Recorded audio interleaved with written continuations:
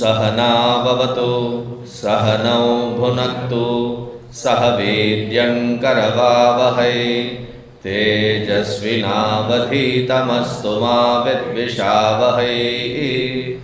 ॐ शान्ति शान्ति शान्तिः। गुरुर्ब्रह्मा गुरुर्विष्णुः गुरुर्देवो महेश्वरः गुरुरेव परं ब्रह्म तस्मै श्री गुरवे नमः। तस्मै श्री गुरवे नमः।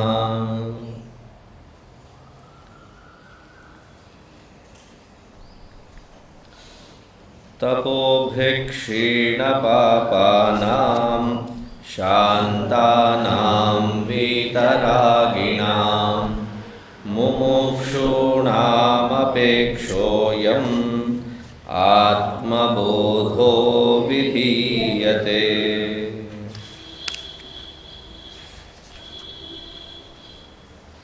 श्लोक 31 पेज 84।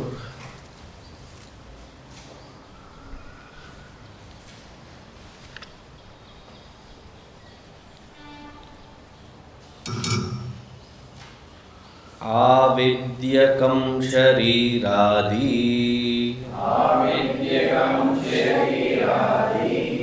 दृश्यं बुद्बुदवत्क्षरम् एतद्विलक्षणं विद्यात् अहं ब्रह्मेति निर्मलम्।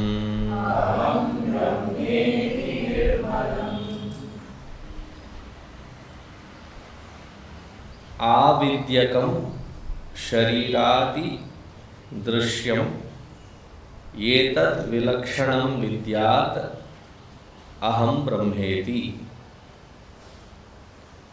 आविद्यकं, starting from avidya onwards, all the way up until various shariras, and through the shariras various vikaras, they are all dṛśyaṃ. A little bit of dṛśya viveka brought in. But the way he covers the entire spectrum with just few words, āvidyādahaṃ śarīrādi. All of these are dṛśya vastu. Dṛśya vastu, that which is seen, perceived, meaning something distinctly other than that which is the seer. Āvidyādahaṃ, meaning starting from avidya, that is the root cause. Avidya, vasana, karma. It stems forth as vasana and karma, and then it expresses through the various shariras, and we, identified as that entity, behave as such. And what is the reality of these things? He says, as good as the bubbles in the ocean. Soap bubbles will stay for long. You can play around with it. Maybe in a glass of soda the bubbles look quite agitatingly enormous. They also subside. Far shorter than that is the bubble on the water. No sooner that it comes, it perishes. Similarly, very temporary, fleeting are these different aspects. Starting from avidya, coming to the anandamaya, vijnanamaya, manomaya, pranamaya, and the annamaya. Or if you put it in the śarīrātraya, then it is the karana, sukshma and sthula sharīra. So the karana sharīra itself is avidya. Therefore, in the next few shlokas he is taking as to what are the different vikaras that we get attached to in the sukshma and sthula sharīra. Why is that important? Because aham brahmeti nirmalam. That which has to be understood, that which has to be experienced as the aparokshanubhuti is that I am that Brahman. Realization is not just that I am not these, that is only the negation part. After having negated it, to be able to abide in my own true nature, that also has to be inculcated, because that where this is being studied or recognized is still in the buddhi. That is where the ajnana is. Aham brahmeti nirmalam. It's absolute embodiment of purity. Mala, impure. Nirmala, purity. Absolute state of purity, embodiment of purity. And this process is not by some magic trick or a touch or a sudden out of body experience. When we read certain literature, it almost feels that it is not something which is me doing, suddenly something will happen. And when that sudden something will happen, everything will fall in place. There is nothing magical about it or mysterious about it. It is about the viveka, and that viveka has to be very, very strongly founded. And this is one thing that Adi Shankaracharya ji hammers in again and again and again.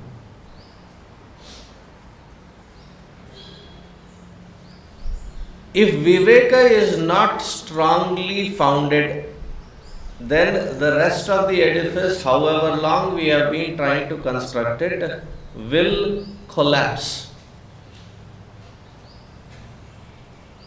Any kind of agitation, any kind of aberration in our experience, we have to go back to the flow chart and see where is my viveka getting disturbed from. Constantly that should be the focal point. All other sadhanas should be able to bring that mind to an accessible level, the antakarana to an accessible level. Having that access, now I have to focus on this viveka. Going back to the basics. If viveka is strongly founded, then vairagya is natural expression of that viveka.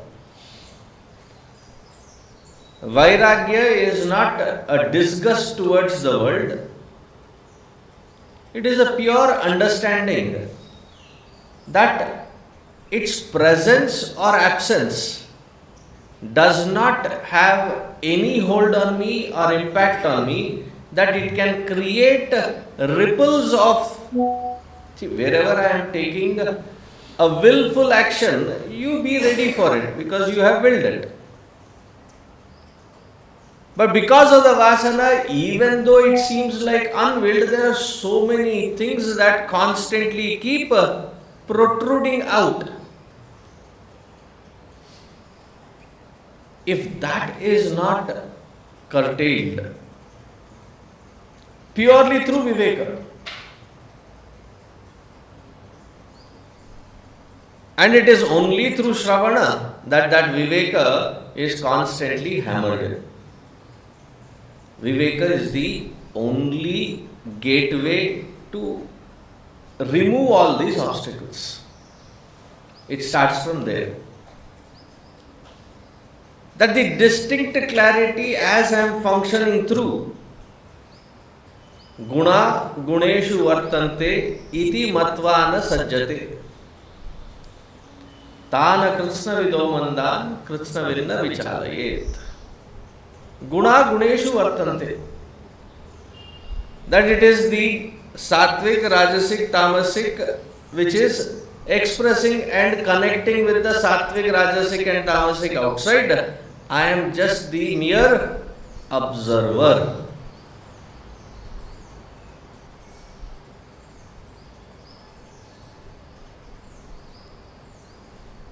And the vairagya is the expression of it, meaning that which is very clearly understood in viveka, discriminated, that this limitation cannot be me. Therefore, there is a complete disinterest in that particular vastu, that I am not agitated because it is present, or I am not agitated because it is absent. Yes, initially you can shut everything up, but that brutal force is not going to help. Maybe initially, but it is this subtle understanding born out of discrimination. To discriminate what? Atma, Anatma.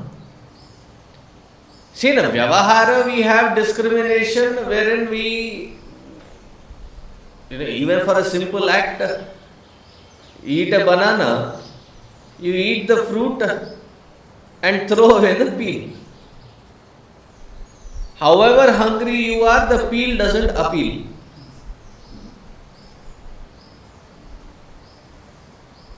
As soon as it is done, even if it is your beloved that has given you that banana, people have this habit. Chocolate, you eat the chocolate and save the wrapper. No, this is discarded, and when it is discarded, there is no dvesha, there is no mamakara, there is absolutely no bhava towards it. It's done its purpose. There is no anguish, yo, I am giving it up. There is no thrill or joy that I am giving it up. It is not required.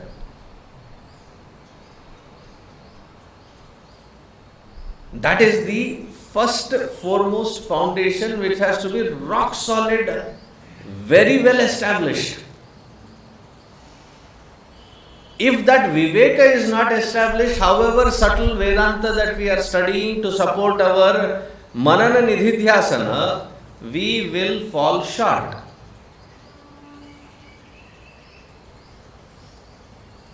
When we are walking, there are sometimes the steps, when you get habituated to the height of the step while you are getting up on a staircase. One, even if it is half inch less or half inch more, we trip. Even a small gap, there is a high probability of fall.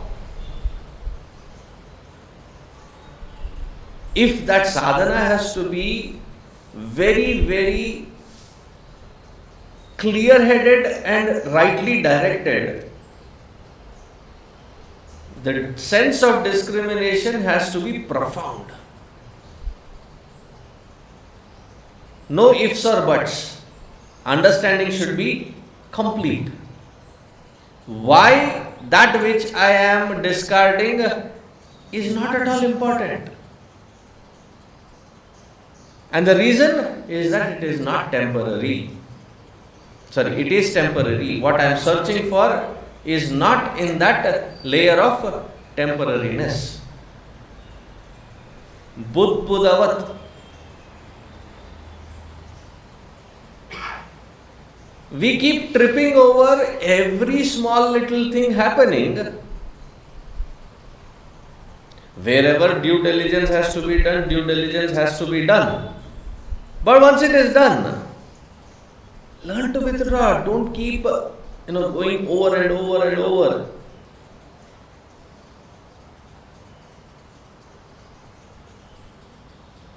And in Sadhana Panchakam, very beautifully he says, yes, the body is temporary.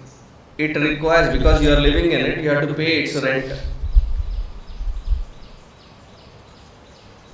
Morning, breakfast samarpayami, lunch samarpayami, chayam samarpayami, then dinner samarpayami. This is the rent. Therefore he says, kshut vyadischa chikitsayatam. The vyadhi of kshuda, hunger, food is a necessary thing. Give it, shut it, forget it, done. There used to be an old ad of Hero Honda. Fill it, shut it, forget it. That is how it should be.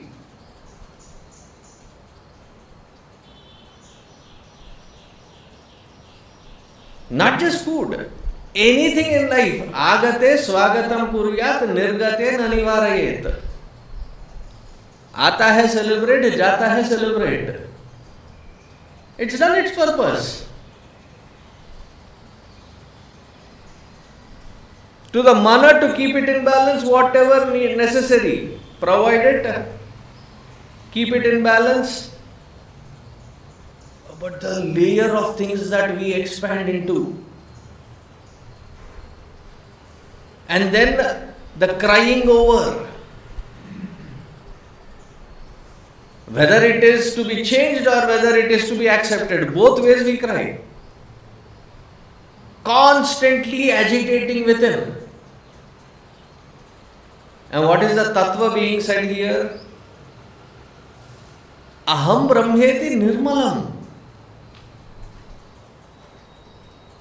Unless and until that detachment, vairagya happens as a natural occurring because of discrimination, we cannot think of reaching anything higher.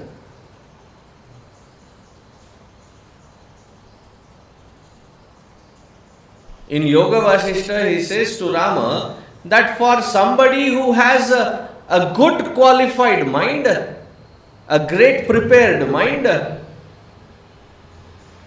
these preparatory things may not be required, just sitting and meditating is fine. But then we have to decide whether we are that prepared or not. And the only test, how attached am I, how detached am I.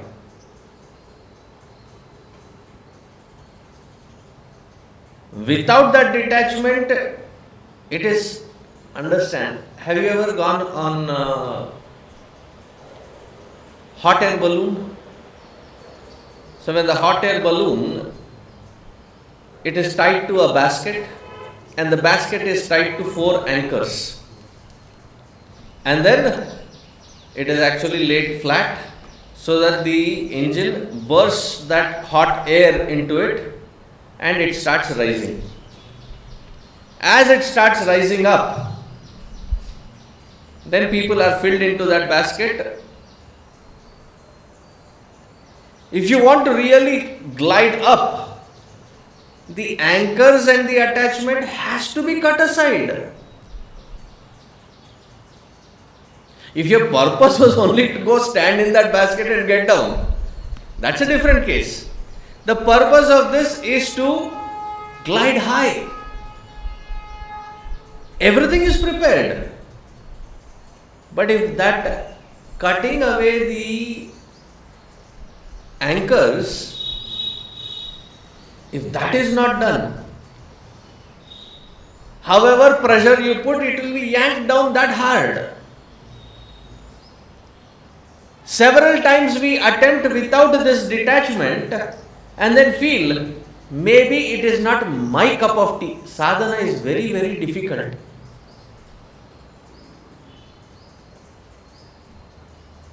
And then create layers of obstruction around us in the name of sadhana, saying, maybe this will yield vairagya. Temporary sense of blockade. That is not going to yield anything.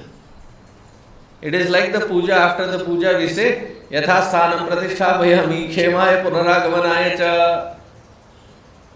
In Telugu they say, yakkada vesina gongali akkade untundi. There is no change, there is no movement. So the frustration builds up and a reactionary phase towards sadhana itself, that nothing good is happening out of this. It is not the people, it is not the things, it is not the environment. But that is another fallacy that we have. See, the plants we bring from wherever nursery and plant it, it will find its way to find its roots, anchor it and starts growing.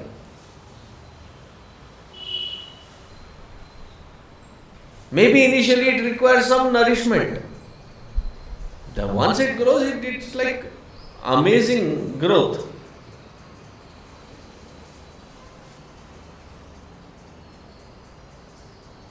So it is not the environment. To escape from the environment so that I can find this. How long will we keep running? People have marketed it well. Vacation. Because this rut of life. As long as we are attached, it will look like a rut only.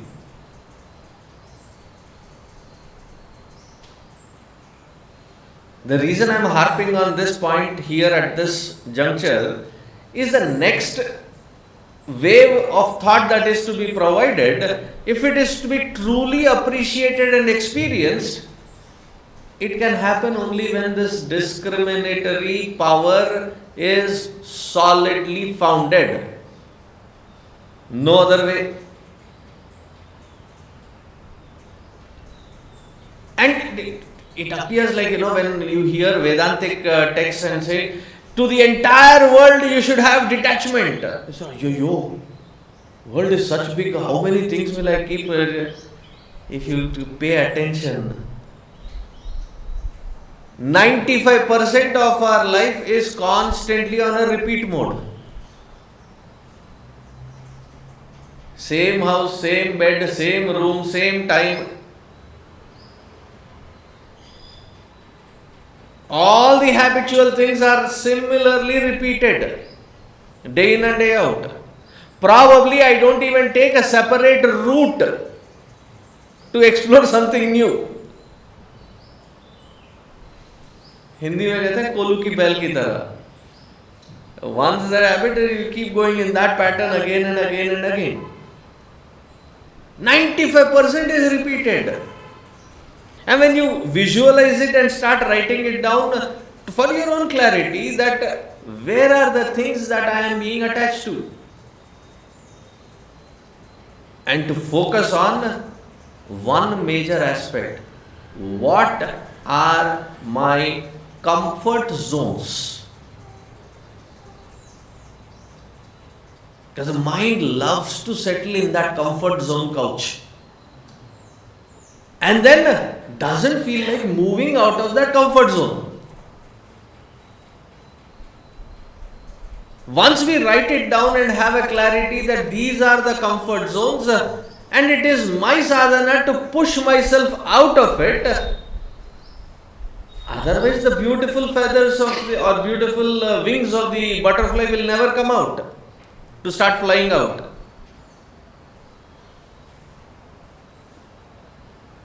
Whatever in Vyavahara that was required to keep a sense of security, you created those comfort zones. Sadhana is to undo all of it. Once you recognize it, meticulously working, not with brutal force,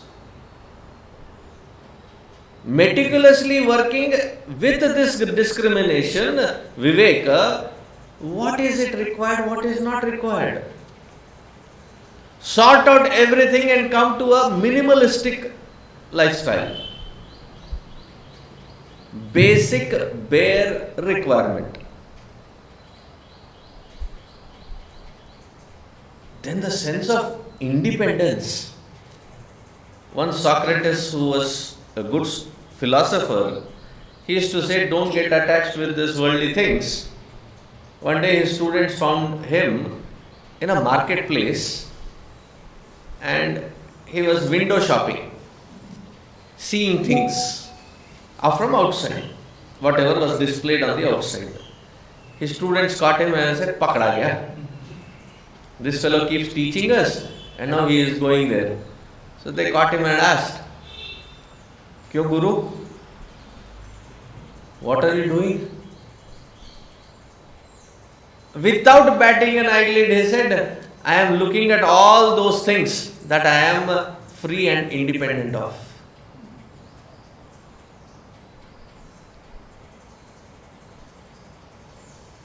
I mean, how much courage does one require to stand in that which can entice you and say, these things I am independent of. Once that is ascertained, there is a quietude within. The mind is quiet. Because we have got this all wrongly wired, and how the influence of what we keep hearing has a deep sense of conviction which takes eons to change. If I conduct a meditation class, there will be an overwhelming crowd. The first thing that I was asked was conduct meditation class. There will be overwhelming crowd.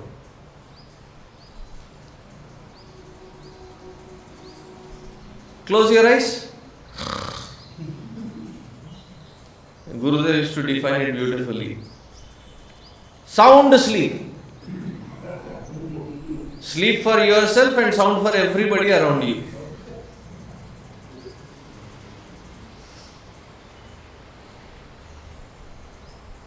See, the mind, when it is brought to that quietude, Bhagavan also says that meditation is not for creating a focused, quiet mind, but instead, you should have slogged enough in the field of karma through the karma yoga attitude. Detachment is ascertained. Quietude and focal point has been gathered. That mind has to be taken onto the seat of meditation. ekagram manah krutva na kinchidapi chintayet. 6th chapter of Bhagavad Gita. The mind has to be brought to that quietude and to that focal point. That is the key. But we think that sitting on the seat of meditation, that key can be found. A good method applied for a wrong application. Am I getting across? Because if this basic conviction is not changed, गोल गोल घूमते रहेंगे. Like the small fluffy white dog, Pomeranian. It tries to catch its tail. Poor fellow is designed in such a way that not the entire body is accessible for him. Must be itching. So turns. As he turns, what happens to the tail? That also turns. I have done a lot of sadhana. To do what?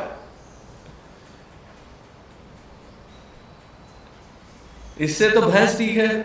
If it finds a niche, it will find a wall or a pillar and then done. At least not going round and round and round. Tatra ekagram manah krutva na kinchidapi chintayet. Is that internal equipment so accessible that I pull it in? I say stay focused. It does not react volatilely saying why? Why should I not?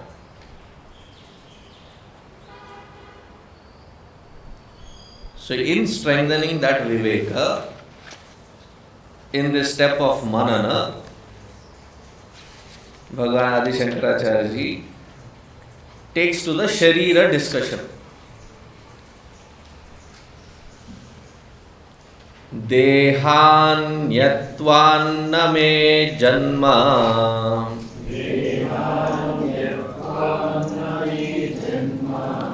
janmajarākārśyalayādayaḥ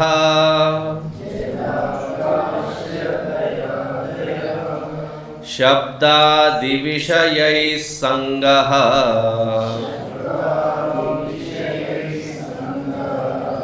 nirindriyatayā ca.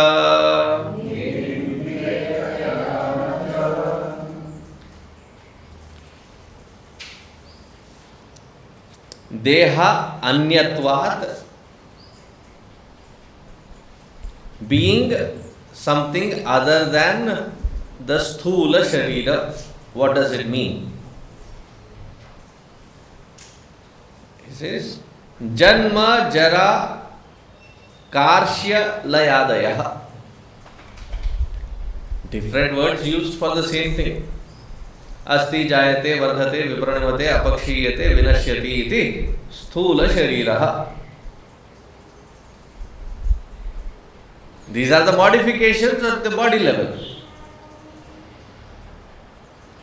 Janma, jara, born and then old age. And then all the modifications that happen in between. Karshya means that which starts wrinkling away. Meaning one by one everything will lose its potential.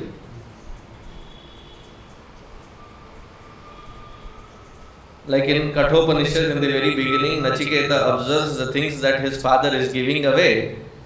Duddha dohaha nirindriyaha. It's like old, dilapidated.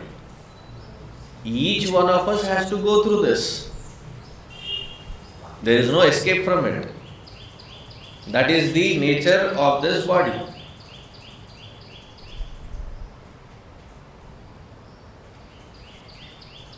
And through that body, śabdādiviṣayaiḥ saṅgah. And then there is śabdādiviṣayaiḥ saṅgah. Shabda, Rūpa, Rasa, Sparsha, we are attached to.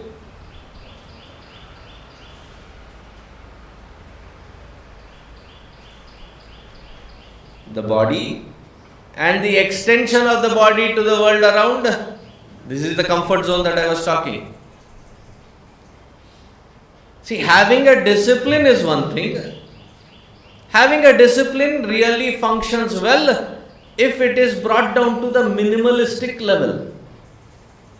Having the discipline to go indulge in the maximum, that is not discipline.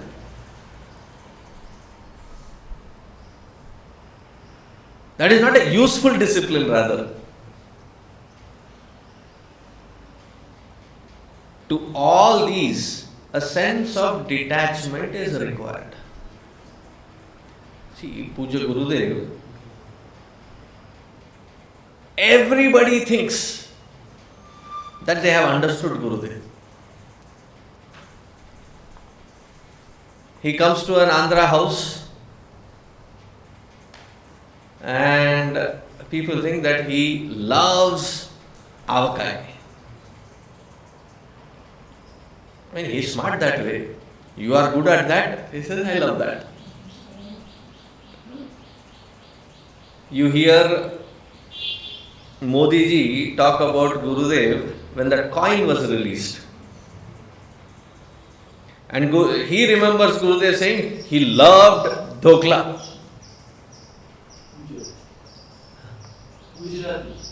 So Gujarati is good for it. Therefore he says, I love dhokla. He goes to a Tamilian's house, he will say, I like sambar vada. He goes to a Malayali's house, he says, I love avial. He goes to a Punjabi's house, he says, chole bhature. And we think that, oh, he really loves it. Huh? The thing is, that is what we are good at providing at that region. This is, I love that. And when you stand by and watch, even if it is not provided, he is fine.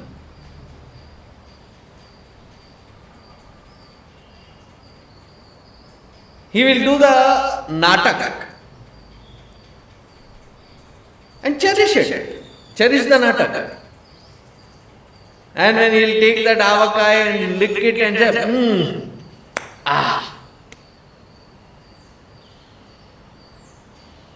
or squeeze a mango and suck.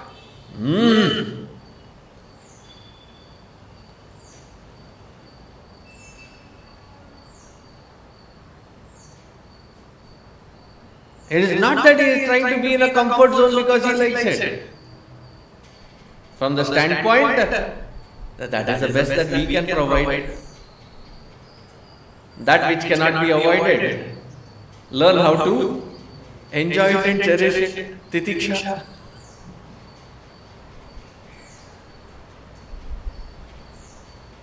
But to have that mind wherein there is no hankering, there is no hooks latched onto it. That if that is not there, then when I first went to America, first thing that I observed that I was missing, that anywhere that I go for bhiksha and come back, I was missing my curd. Because usually that is how the mind is trained, its comfort zone. So initially I had a good stock of curd. Not the packaged curd, homemade curd. I was missing it. Then I realized, oh, this is the comfort zone. This is the comfort zone wherein it is latching onto it. The hook is already penetratingly deep. That without that, however elaborate, beautiful meal that you have had, whatever cuisine that is, unless the last thing that you have is that spoon of curd, trupti nahi hoti. What does it mean? Latke hue ho.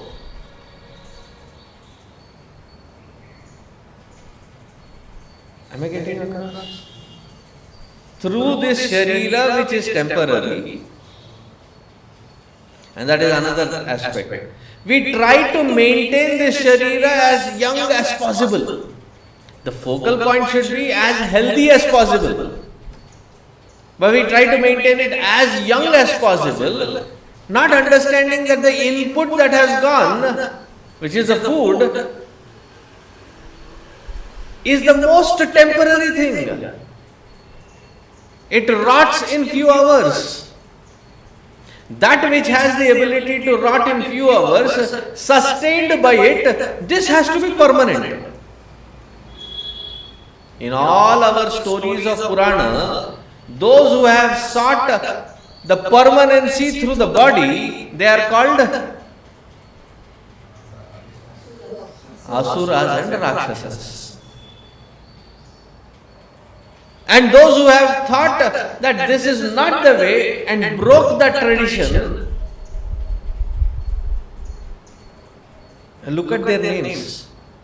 One was called Dhruva, the other was called Prahlada. Dhruva, firmly abiding.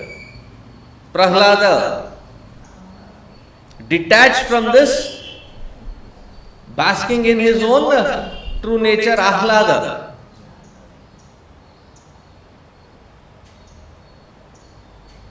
But those who are attached to the body and trying to maintain it permanently are the Rakshasas, are the Asuras. And then to gratify that body, śabdādiviṣayaiḥ.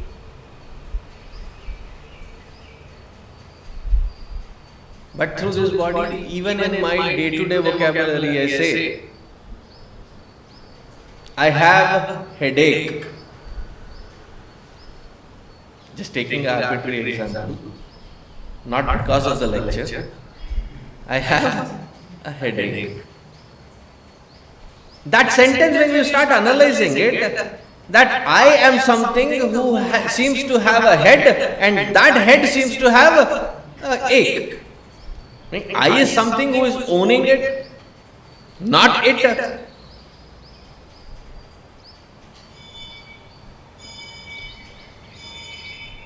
We tell the stories again of Gurudev. His legs were not, he was having a lot of problem below the knee level. After getting it massaged, he'll go back to his table and start working. And then if somebody says, Swamiji, why don't you take rest? Your legs must be hurting. And then immediate answer, not my hands. Anyway, I have to throw them under the desk and work over the desk. Whatever was necessary for it was done, given. Now, get back to what you have to. That is the sense of detachment. Sense of detachment doesn't mean neglect. I am not the body, therefore, nahanga nahi. I am not the body. वो नहीं बंद करेंगे. We had done that in the Vedanta course when we were listening to Mandukya Karika. We thought, पहुंच गए. We have reached to the highest. Mandukya Karika's intense logic has that kind of an effect. We started neglecting all our Narayan Seva. Right? We are meditating. So after the morning lecture on Mandukya Karika, that deep meditative thought, if you have gone to Bombay Ashram, on one side is the Saraswati Nilayam. Just right opposite to it is the Annakshetra. So in the deep meditative thought, we got down the stairs from the Saraswati Nilayam and straight up into the Annakshetra, only to realize the Annakshetra doors were closed. We had been there for a while. Usually Mandukya Karika is at the end. So we knew the other methods to get in. All doors were closed. Immediately we rushed to our Acharya and said, breakfast, I think there is something wrong with the Anakshetra. He says, that is also a projection, just like Narayana Seva. Everybody's Vedantic stupor suddenly broke.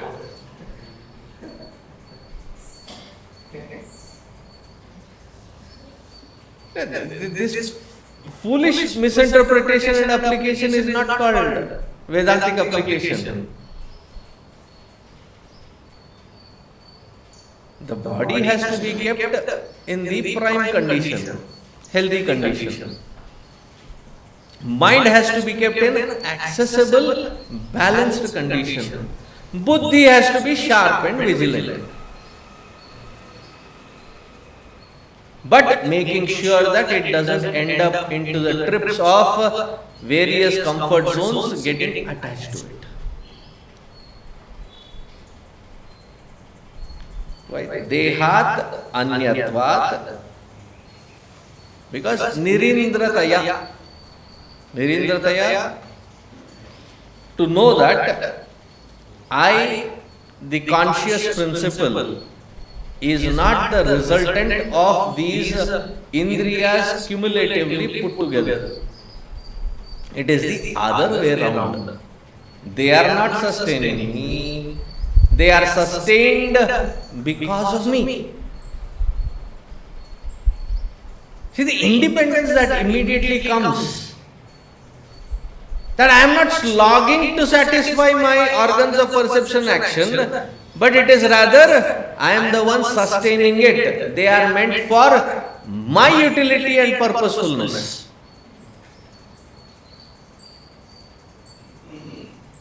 What good is that vehicle that you have purchased, a very costly one? That whole week it is covered, and once a week you nicely clean it, polish it, put it back again. That is what we do with this body.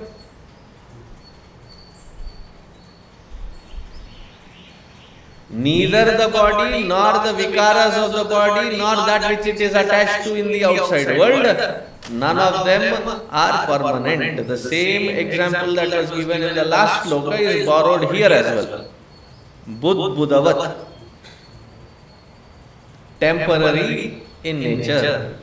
That which is temporary in nature cannot give you the permanency of happiness.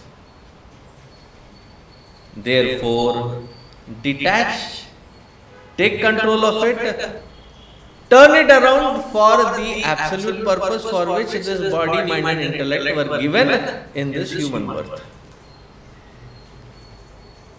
Because this is a rare occasion. For the jiva travelling through various bodies, this culmination is a very, very rare occasion. Jantunam narajanma dullabhamataha pumstvam tato viprata.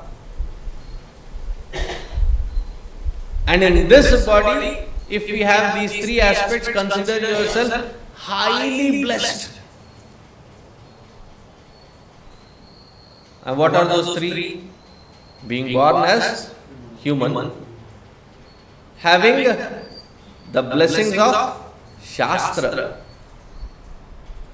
Third, a guru who brings that Shastra to my understanding. If these three have happened, this rarest of the birth, don't look at it from the outside comparison. The comparison is the jiva who is transmigrating has gotten this beautiful opportunity.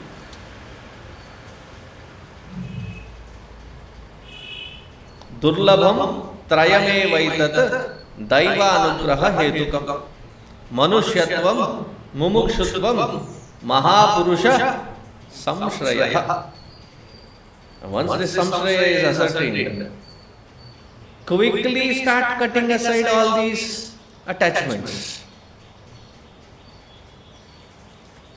This is at the deha level.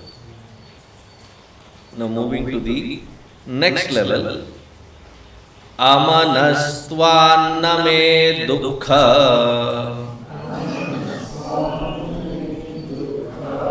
ragadveṣabhayādayaḥ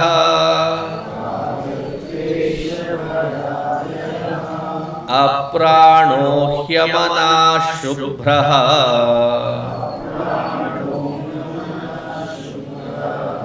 ityādi śrutiśāsanāt.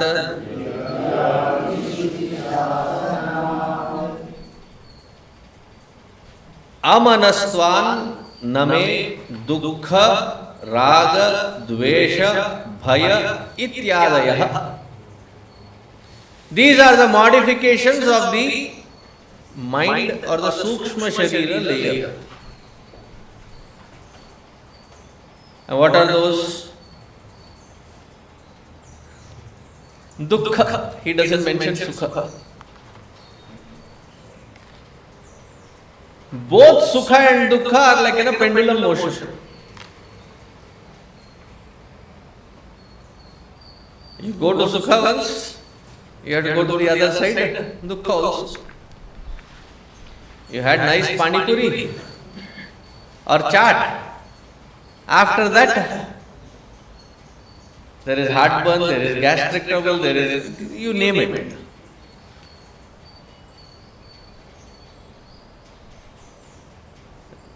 But then the experience, how we visualize it is, supposing this is the center point and the pendulum moves, right?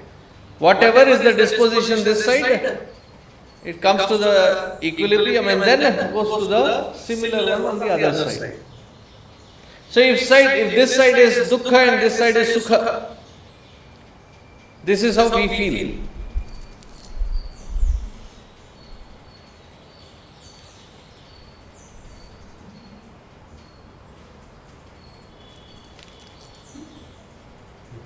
Sukha seems to happen in quick succession.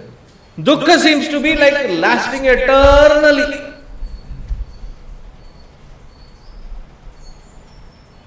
Dukkha. Why this dukkha? Raga, dvesha. Both of them are different sides of the same coin called attachment. Attached to like something, attached to dislike something. Once I was giving away some prasad and I was not paying attention to what was coming to my hand. There was a basket full of fruits. Whatever was coming, I was picking and giving to the person. Unfortunately, there was a green apple and my hand picked it up. I was giving it to this kid. The kid has a very visceral reaction to it. Yeah! I hate green apple.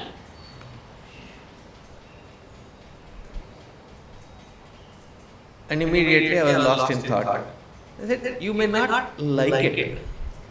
What has this green apple done to you to say you hate it? Hatred is a very, very strong feeling. Very disabling, strong emotion. Nothing in this world is worth hatred. Nothing.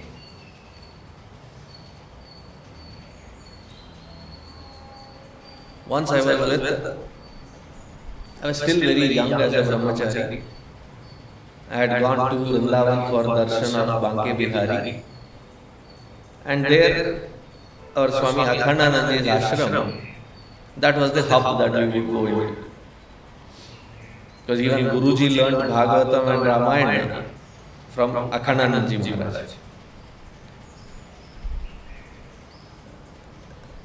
So there Govindanandaji, his next student, who was the in charge then. So we were asking many questions and he was patiently answering. So I asked about this oppressive environment where other religions try converting us, I came very vehemently about that point. And he very lovingly said something that changed my perspective and approach. He said, "Beta, itna dvesh nahi." And how he lovingly said, "Beta, itna dvesh theek nahi." And then he gave the reason. Today, the passionate hatred with which you are hating, that which you hate is what you become. You are creating the vasana.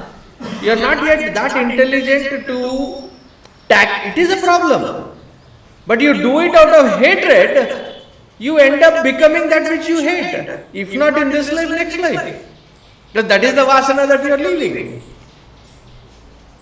That shook my entire thinking process.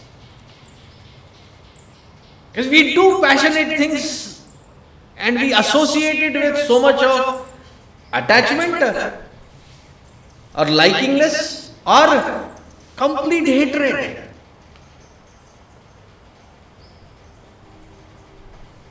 It should be done with that precision of a doctor's approach towards any abscess. To protect the rest of the body, this much portion should be cut aside. And then it has to be healed also. And then there has to be physiotherapy to recoup it. It can be done only if there is a balanced perspective of you. Ragadveshādi sankulaha.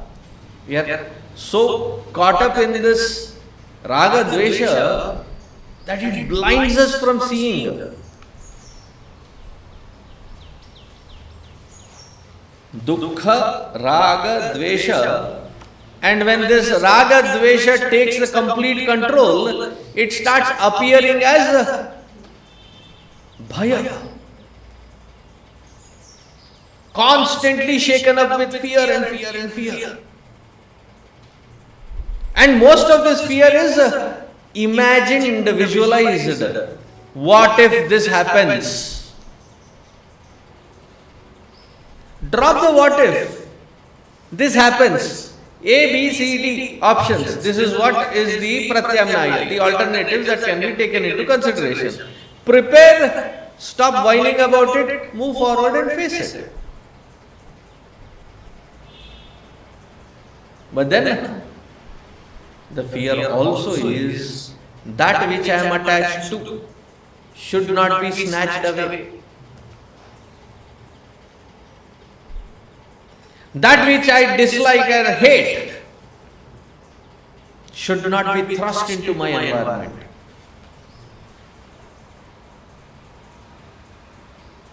Even that person walks into this environment, I feel like, leeches and centipede or gongalpur. There is that visceral reaction from inside. Nobody is worth, nothing is worth, no environment is worth that amount of hatred.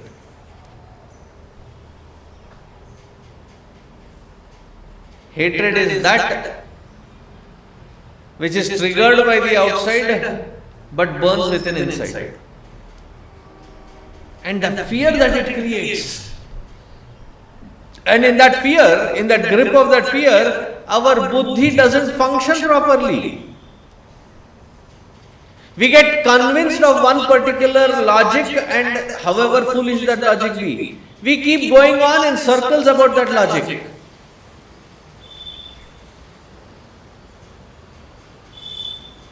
See, if something is wrong,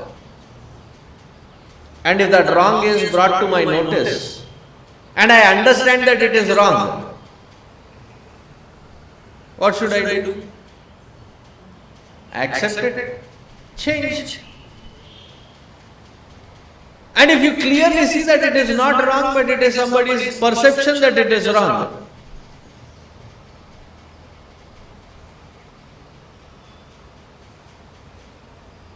You may tell them once that this is not right, it is your perception, and then leave it at it. I could not change my own mind. Do you think I can change somebody else's mind? Not possible. Put the effort, illumine what is right or wrong, drop it at that.